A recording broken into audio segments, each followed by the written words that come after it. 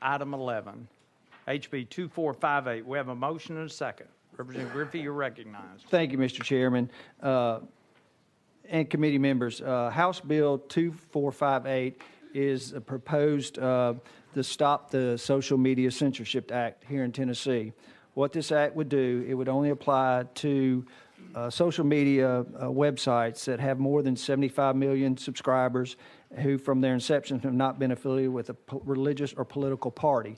And that is essentially, it's going to focus on Twitter, Facebook, and YouTube.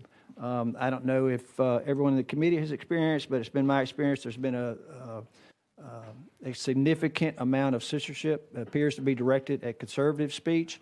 What this bill would do is to simply prohibit an owner or operator of a social media website if they take such action that deletes or censors a user's religious speech or political speech, or uses algorithm to disfavor or censor a user's religious or political speech. That all it does. And it says they can't use their hate speech algorithm and policies to unfairly censor a user's religious or political speech. I do have a couple of individuals here that wanted to testify to the committee about this, Reverend Rich Penkoski and Reverend Dale Walker, if the committee would allow them to address them. Any questions before we go out of session? Any objection to going out of session? I did not hear from Pastor Dale, who I know very well. I did hear from Rich Penkoski, Warriors for Christ. He is scheduled to testify. Mr. Penkoski? I believe Reverend Walker said he would not be testifying, just Reverend Rich. Okay. Is he here? Yes, he's right here. Oh, I'm sorry. Come up, please, if you'd like to. You have 4 minutes, and we'll give you a warning at about 3 minutes. Any objection to going out of order? Out of session. All right, out of session. Reverend, you're recognized. I'm here Please introduce yourself so that we'll have a record of your appearance. My name is Rich Penkoski. I run the ministry Warriors for Christ, and I am here as someone who's been dubbed the most censored person on Facebook in America. We're in the media a lot, and our media exposure actually began with Facebook censoring us.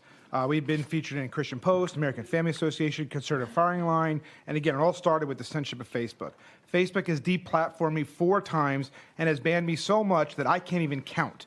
I've been banned for sharing things from Fox News. I've been banned for sharing photos of angels. I've even gotten banned for sharing my legally trademarked logo. The censorship has gotten so bad that Neil Potts himself, which is Facebook's policy director, got on the phone with myself and Steve Jordahl from American Family Association to try to answer why they've been censoring us. He could not provide one example of what Facebook calls hate speech, which has prompted me to ask who determines what hate speech is. So why do I bring this up today? It's because Facebook is a private company. And can Facebook do whatever it wants with its platform? Yes. But Facebook hides behind Section 230, which gives them immunity to civil penalty because they state they are not publishers. For those of you who don't know, Section 230 says online intermediaries that host or republish speech are protected against a range of laws that might otherwise be used to hold them legally responsible for what others say and do.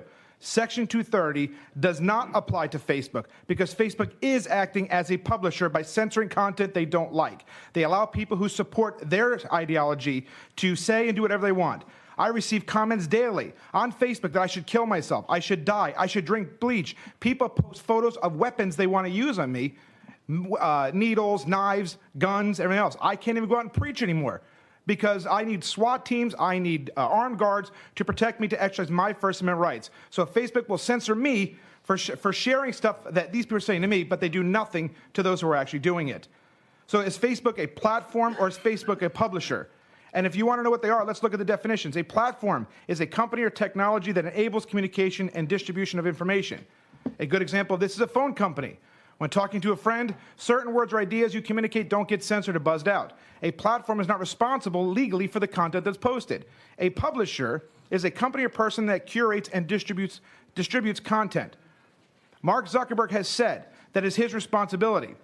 In 2015, an app startup called 6-3 sued Facebook in California, and Sonal Mehta, Facebook's attorney, said in court that Facebook is a publisher, not a platform like they say in public. Facebook cannot hide behind Section 230 and is a publisher, and that makes this a state issue.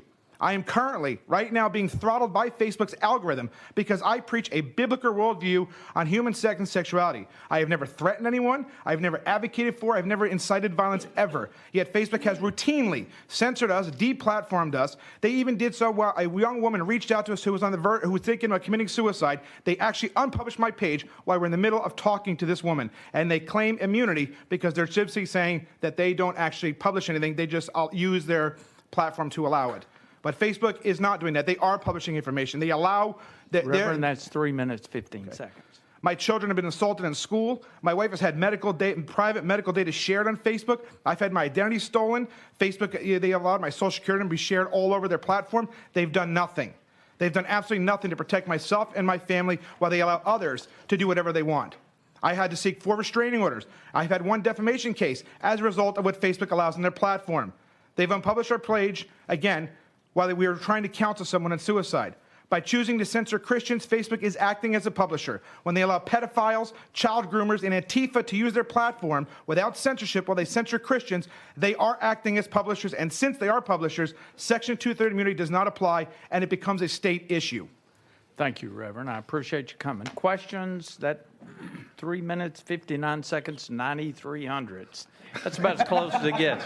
You have 7,000ths or 700ths of a second if you'd like to continue.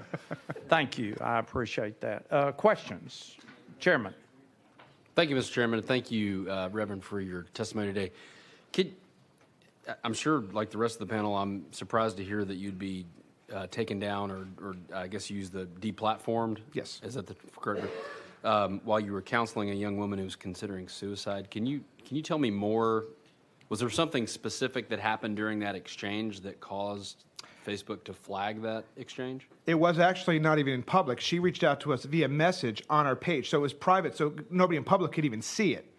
And she reached out to us because we have our ministry, and a lot of people from all over the world reach out to us for help. We offer counseling and whatnot. She reached out to us through our Facebook page because that's how most people kind of find us.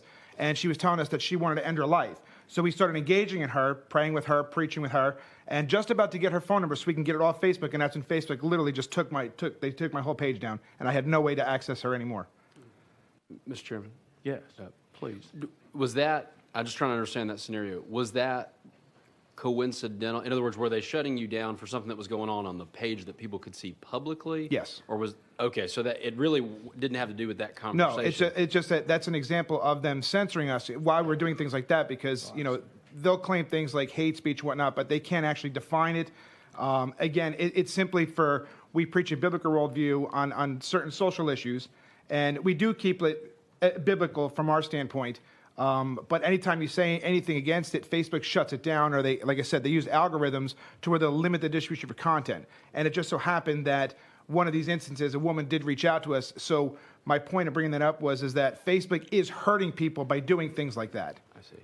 And do you mind sharing with us in that instance then, what was the claim by Facebook? What was going on the public facing side of your site or your page that required them to, in their mind, to shut you down? They actually could not answer the question. We have them on audio with Steve Jardal from American Family Association. He got a 3-way phone call with Neil Potts, and he asked the very question, and they could not provide an answer.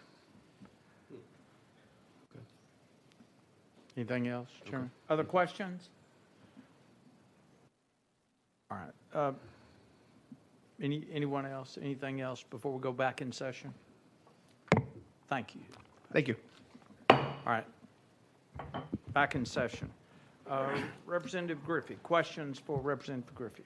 Chairman? Thank you, Mr. Chairman. I guess this question would be generally, and maybe Representative Griffey would know, and I know Facebook's not on trial here specifically, but is there anybody here that could speak to any of that? I mean, I think I'd just be curious to know.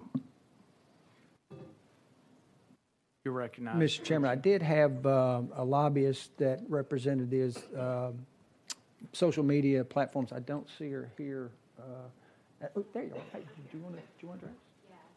No. They prefer not to address. No, I understand. Representative Griffey, here's my question. How do we deal with the Section 230 of a congressional act? How do we